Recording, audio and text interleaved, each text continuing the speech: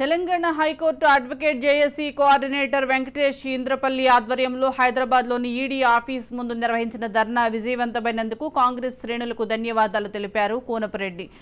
ED తక్షణమే SEBI chief మరియు అదానీ ఎంటర్ప్రైజెస్లపై సోదాలు నిర్వహించాలని, సుప్రీంకోర్టు ఈ విషయాన్ని సుమోటోగా స్వీకరించాలని మాజీ ఐఏఎస్ అధికారి కోనపరెడ్డి హరిప్రసాద్ కోరారు.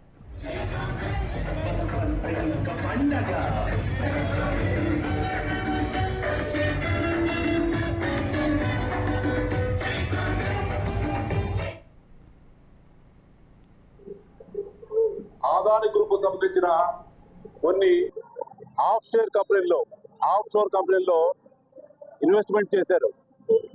దీన్ని హిండెన్బర్గ్ రీసెర్చ్, ఇది యుఎస్ బేస్డ్ షార్ట్ సెల్లర్, వాళ్ళు బహిర్గతం చేశారు. ఇలాంటి పరిస్థితుల్లో సుప్రీంకోర్టు కూడా దీనికి సంబంధించి తెలియపరచండి, మేము తెలుసుకోవాలి అని చెప్పి అడగటం జరిగితే ఆమె సుప్రీంకోర్టుకి అబద్ధాలు చెప్పింది, రాంగ్ రిపోర్ట్ ఇచ్చింది. కాబట్టి ఆమె వెంటనే రిజైన్ చేయాలి. ఆమె రిజైన్ చేయకుండా అట్నే ఆ పోస్టులో ఎందుకు కూర్చుంది? కారణం ఏంటి? ఆమె హస్బెండ్ ఇద్దరు కూడా అదానీ గ్రూప్కు సంబంధించిన మలేషియన్ కంపెనీల్లో, ఇవన్నీ కూడా షెల్ కంపెనీలు, ఈ షెల్ కంపెనీల్లో పెట్టుబడులు ఎందుకు పెట్టారు?